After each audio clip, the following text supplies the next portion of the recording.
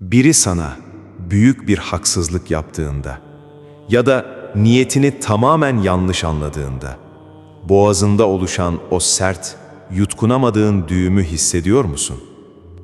Eskiden olsa kendini anlatmak, haklılığını kanıtlamak için saatlerce konuşurdun. Ama son zamanlarda içinden tek bir kelime bile etmek gelmiyor. Karşındaki insan sana bağırırken veya haksızca seni suçlarken sadece gözlerine bakıyorsun ve içine devasa bir sessizlik çöküyor. Bu senin pes edişin değil, bu senin tükenmişliğin de değil, söyleyecek söz bulamaman da değil. Abdülkadir Geylani Hazretleri der ki, kulun dili susarsa kalbi hükmetmiştir.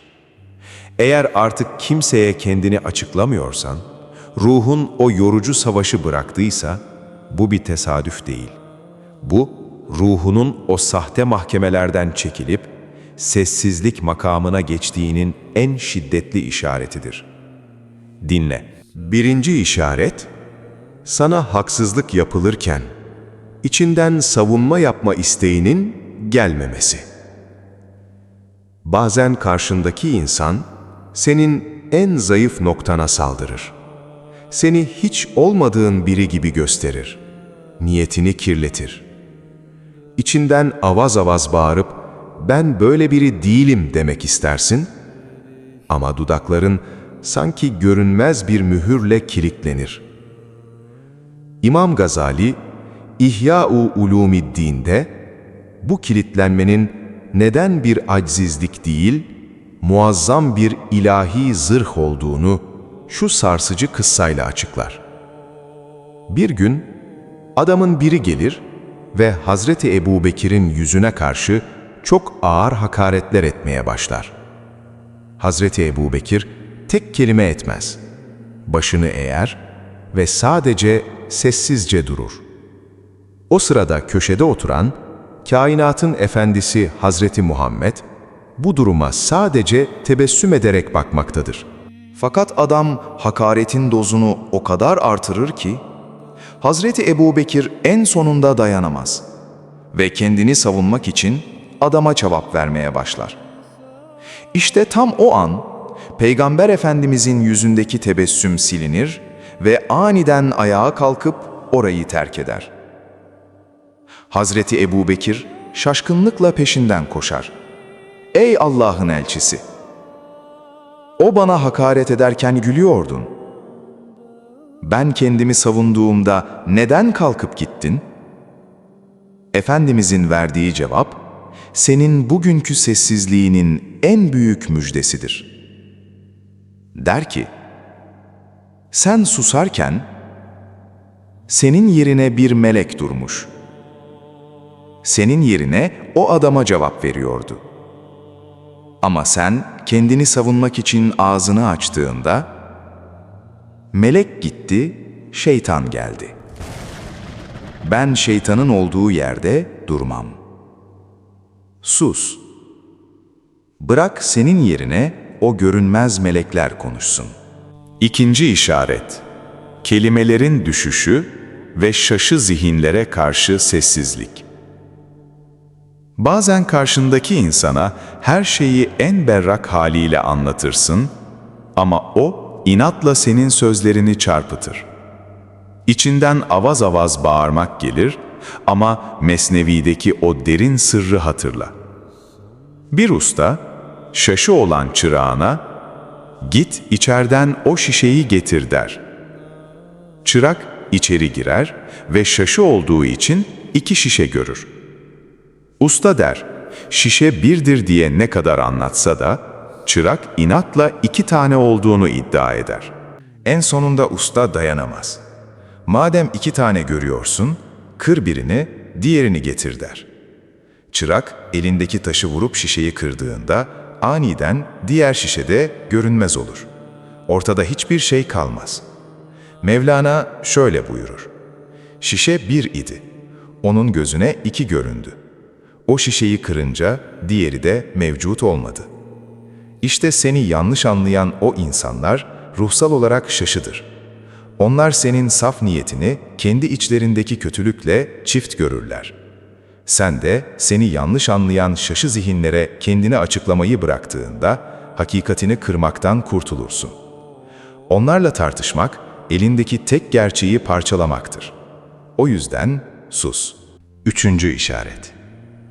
Hekimi ilahi ve gizlenen sır.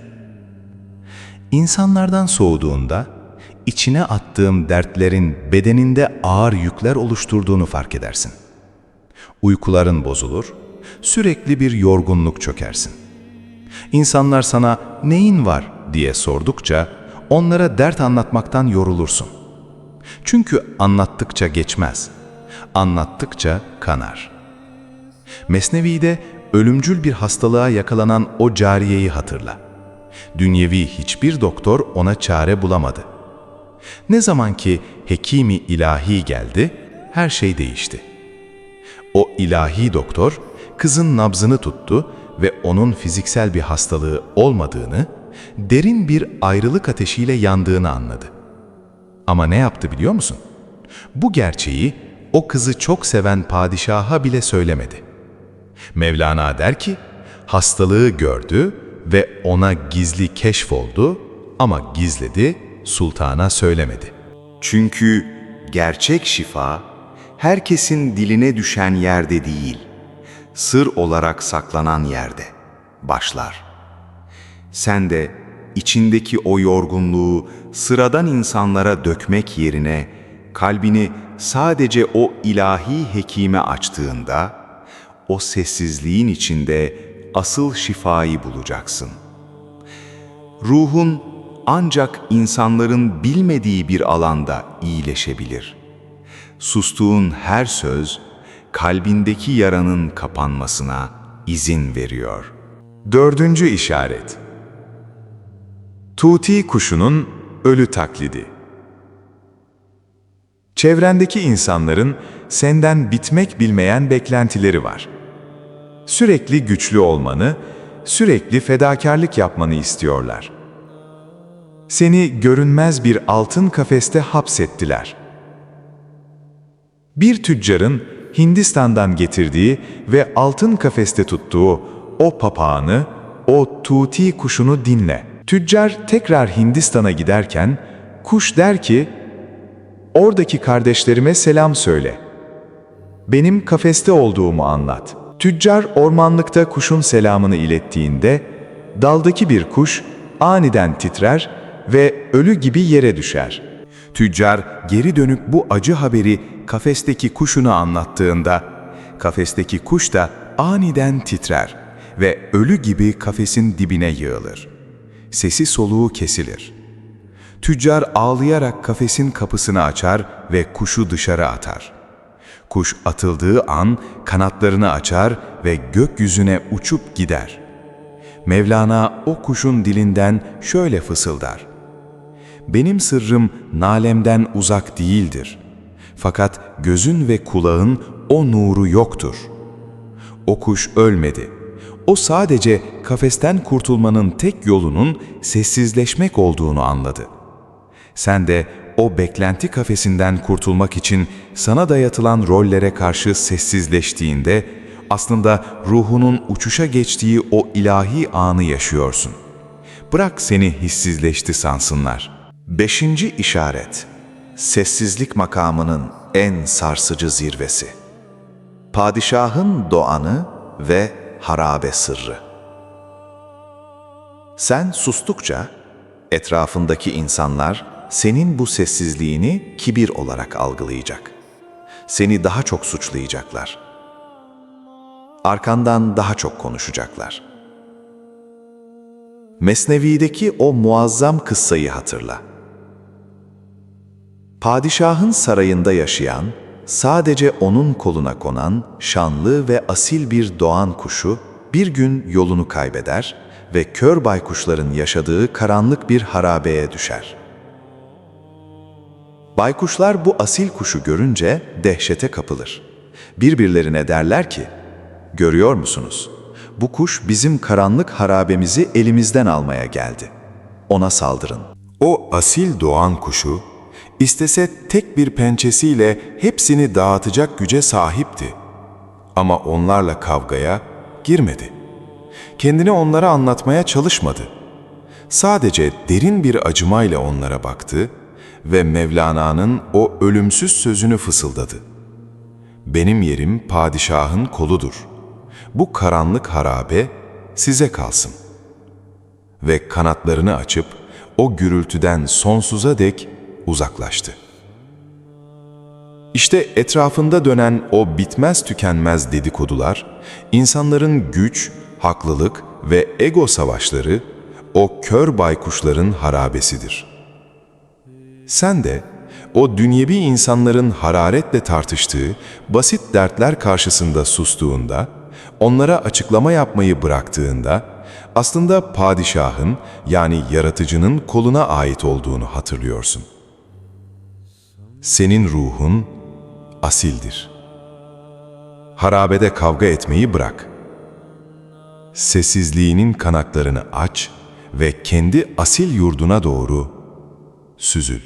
Bu yüzden seni anlamayan insanlara karşı hissettiğin o soğukluk, o yutkunamadığın his senin en büyük koruyucundur. Kendini açıklama ihtiyacı egonun son tuzağıdır. Eğer bu tuzağı aşarsan, eğer haklı çıkma arzusundan tamamen vazgeçersen, işte o zaman ruhun hafifleyecek. Omuzlarındaki o tonlarca ağırlık kalkacak. Ve kalbin daha önce hiç tatmadığı kadar büyük bir genişliğe, bir ilahi barışa kavuşacak. Şimdi derin bir nefes al. Yıllarca kendini kanıtlamak için döktüğün serleri, boğazında kalan o acı kelimeleri yavaşça serbest bırak. Sen kimseye bir şeyi ispat etmek zorunda değilsin. Seni yaratan, senin içindeki o saf niyeti biliyorsa, tüm dünya seni yanlış anlasa da hiçbir hükmü yoktur. Sessizliğin bir ceza değil, ruhunun giydiği en sağlam zırhtır. Eğer bu gece bu sözler senin o susturulmuş yorgun ruhuna bir nefes olduysa, senden bir şey isteyeceğim. Bu meclis çok konuşanların değil, sükûtun içindeki hikmeti duyanların meclisidir. Yorumlara in ve bu yeni uyanış aşamanı mühürlemek için sadece şunu yaz. Sözlerimi geri çektim, kalbimin sükûnetine teslim oldum. Bu kelimeleri yazdığında, sahte mahkemelerin, seni yargılayanların sesini tamamen reddetmiş olacaksın. Ve eğer harflerin bittiği, ruhların konuştuğu bu dinginlik meclisinde bizimle kalmaya niyet ediyorsan, bize katıl. Abonelik sadece bir buton değil, bu sessizliğin ve şefkatin çatısı altına girmektir. Allah, sükûtunun içindeki o devasa rahmeti kalbine indirsin. Hoşça kal, güzel ruh.